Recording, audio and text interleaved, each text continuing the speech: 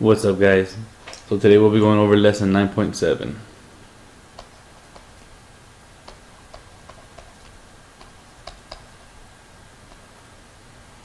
And lesson 9.7 is about dilations.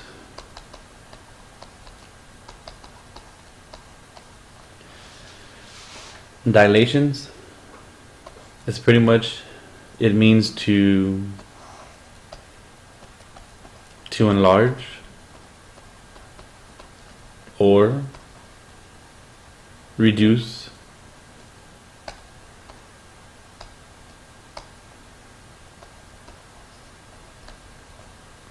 a picture, an image, pretty much anything, a car, your eyeball, your pupil dilates. So to enlarge or reduce in size proportionally.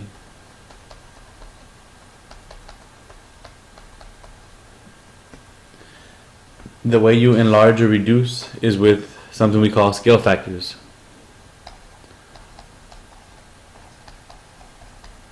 Scale factors. I want to abbreviate that SF because I hate writing scale factors all the time. So to enlarge your scale factor has to be greater than 1. To reduce something, it has your scale factor is less than 1. And let's go over a few examples real quick over scale factor. So for example, let's say we have these scale factors, and I want you to tell me, are they an enlargement or reduce or reduction? Let's say we have the number 3, 1/2, 7/2, and 2/3. Well, 3 is obviously bigger than 1, so this is an enlargement. 1/2 is smaller than 1, so that's a reduction. Now, 7/2, some of you are going to think, oh, it's a fraction, so it's smaller than 1. But no, 7/2 is really 3.5. And 3.5 is bigger than 1. So that's an enlargement. And 2/3 is 0.666666 over and over and over. So it's a reduction because it's smaller than 1. The next thing we're going to go over is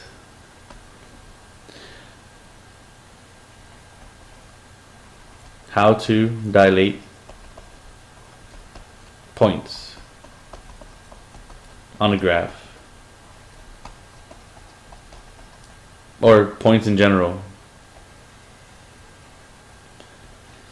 So let's say I have the points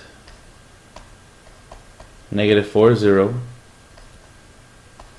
2, 2, and 4, -2. These 3 points are going to make a triangle. Not that triangle, but they're going to make a triangle if you graph them. But I want you to, without graphing them, dilate by a scale factor of 3 and describe what happens. And then dilate by a scale factor of 1/2 and describe what happens. It seems difficult, but it's really pretty simple. Watch, let me show you. Alright, when we say dilate, it means either to multiply or divide. It just depends on the scale factor. This scale factor is 3. It's bigger than 1, so you know it's going to get larger. This is an enlargement. This 3 is. So all you're going to have to do is multiply each of these by 3. So times 3, times 3, times 3, times 3. You get the point. Times 3, times 3. -4 times 3 is -12. 0 times 3 is 0. 2 times 3 is 6. 2 times 3 is 6. 4 times 3 is 12. And negative 2 times 3 is a negative 6. So here in this purple, you would have a triangle. Then when you plotted these yellow points with a scale factor of 3, you would get a triangle that is 3 times bigger than the original. That's what this scale factor means. It is proportionally exactly 3 times bigger than the original. So this one here is 3 times bigger than this one, the original one, if we were to graph it. Which means that this half over here is going to make a smaller triangle because you're reducing it. So it's going to make half the size of that one if you graphed it correctly. So let's do the points.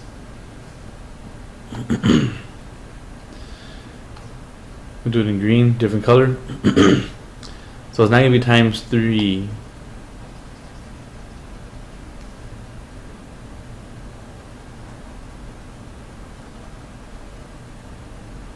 It's going to be times 1/2. All of them times 1/2. I don't know why I'm writing this, it's taking forever. I hope you get the point. Alright. Negative 4 times 1/2 is negative 2. 0 times 1/2 is just 0. 2 times 1/2 is 1. 2 times 1/2 is 1. 4 times 1/2 is 2. And negative 2 times 1/2 is a negative 1.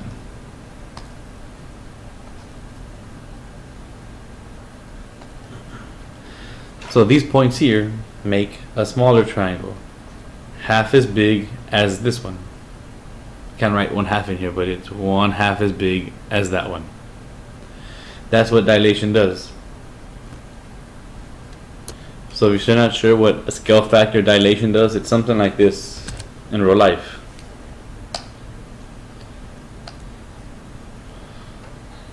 Here's the original size of the car. There's the toy car. How do they get from the big one to the small one? It's a scale factor. I don't know what the scale factor is, like probably 1/16 or something like that, but you understand. If you were this small one and you're going to go to the big one, well then you're going to enlarge. Obviously. By how much? I don't know the scale factor of this car. We'd have to measure it. And vice versa. If we're going from the big one to the small one, that would be a reduction. Again, I don't know the scale factor, but it would be a reduction, just so you can see what's going on. You know what? That gives me an idea. How to determine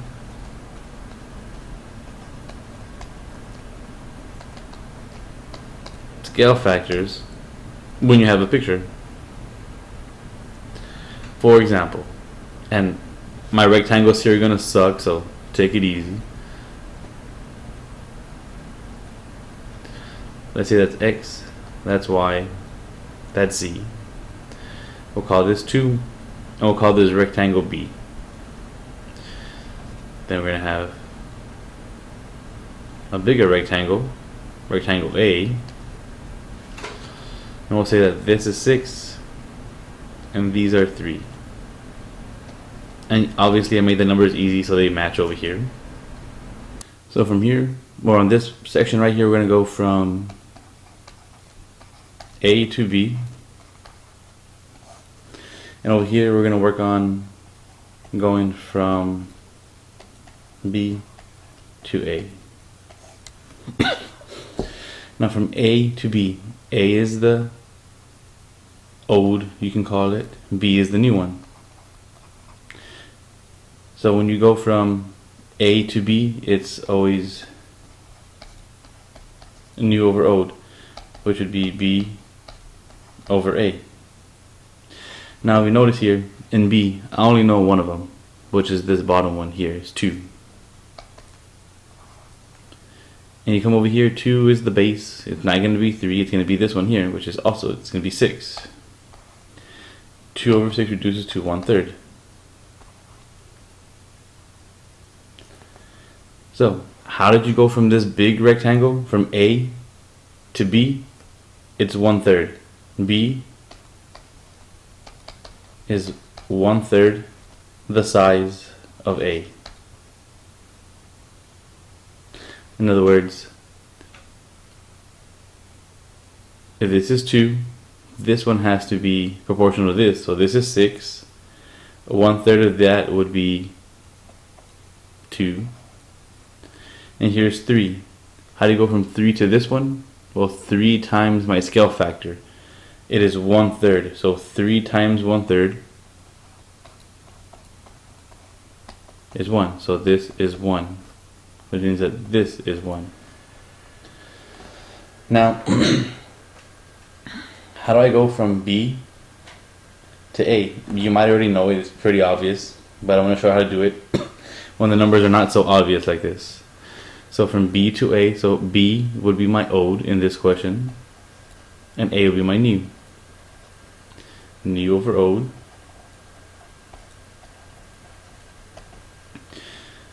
My new over here, I'm just going to work with these numbers again, because I only had these to start with.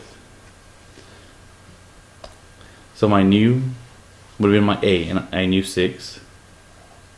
My old here would have been 2. 6 over 2 is 3. So how did I get from B to A? Well, A is 3 times as big as B. These are scale factors, 1/3 and 3. Just depends how they're going to ask. So they asked, what's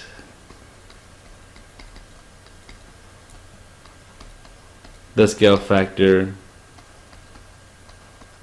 from A to B? Well then, from A to B is right here. That would be 1/3.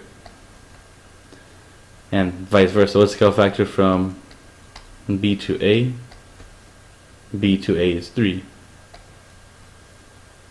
Alright, so they rarely ask both from A to B and B to A. They usually ask just for one. So it just depends which one. I showed you how to do both, so be careful in the work tomorrow if they're going from A to B or from B to A. And that's pretty much it. Dilations is not very difficult. Thanks for watching the video. I'll see you all in class, guys. Laters.